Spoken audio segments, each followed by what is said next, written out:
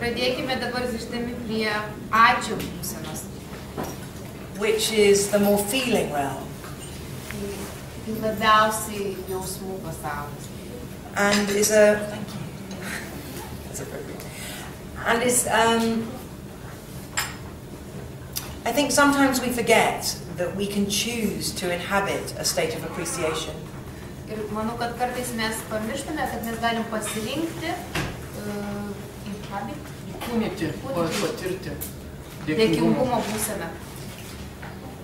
That yes, we can just like decide that it would be helpful. Mes galime tiesiog nuspręsti, kad tai kaip bus naudinga. To feel the appreciation. Naudinga jausti dėkingumą. Because sometimes not feeling Nes kartais nejautimas can be like a bad habit. Gali būti tarsi blogas įprotis. So I'd like to go around each person. Norėčiau, kad dabar apeitume ratą ir kiekvienas žmogus. And I would like you to share with everybody here. Ir kad kiekvienas pasidalintų su visais čia esančiais. One thing Vienu dalyku. That you really appreciate. Už kurį jūs tikrai esate dėkingi. About your child.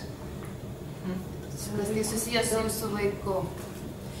If you have 2 children or 3. Jeigu turite 2 vaikus arba 3. Then maybe pick the one who you find it harder to appreciate sometimes. Gal tada išsirinkite vieną dalyką, one child. Yeah, pick one child. Vieną vaiką, kurį jums atrodo, kad tai yra sunkiausia jausti dėkingumą.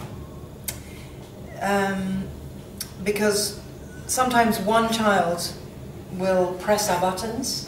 Nes kartais būna vienas vaikas, kuris maigo mūsų mygtukus. More than another.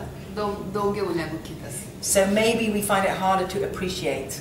Ir tada galbūt būna sunkiau jausti dėkingumą jam. So close your eyes. Užsimerkite. And take a moment, take a breath. Įkvėpkite. Visualize the child. Įsivaizduokite vaiką, vizualizuokitės.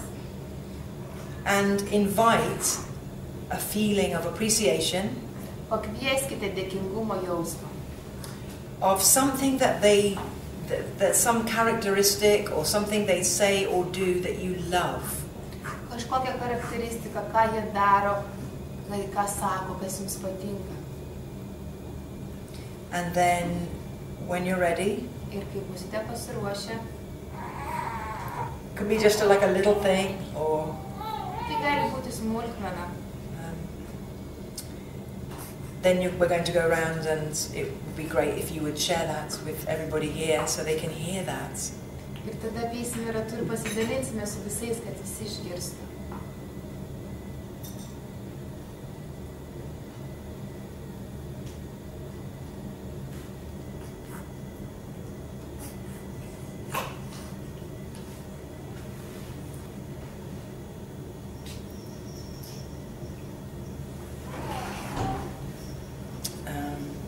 Maybe I'll start.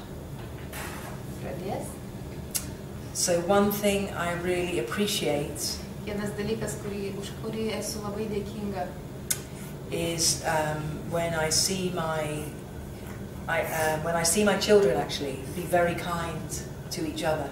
Kai matau savo vaikus, kai jie yra labai malonūs vienas su kitu.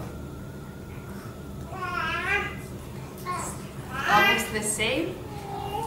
I appreciate that my son is kind with his little sister. He is coming and hugging her and saying, "I love you." Labiausiai dėkinga kai savo sūnui, kuris labai myli savo sesutę, kai prieina prie jos, apsikabina ir sako, "Aš tave myliu." I guess I'd like to sort of remind you that,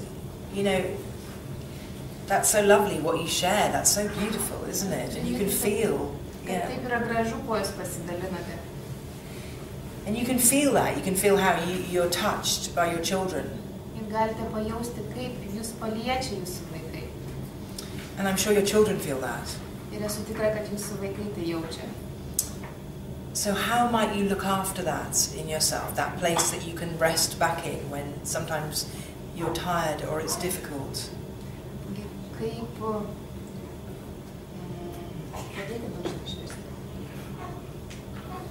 Pažodžiu gal neklausiau, bet klausimas, kaip surasti tą vietą savyje, į kurią būtų galima tarsi pailsėti, kai jūs pavargę, arba jaučiatės, kaip surasti tą jausmą viduje, tą vertinimo, branginimo jausmą. And that you might share, like with your children, you know, where they see you or touch you or celebrate these things in them that you see, that you might communicate that feeling. Ir tą jausmą galite perduoti savo vaikams.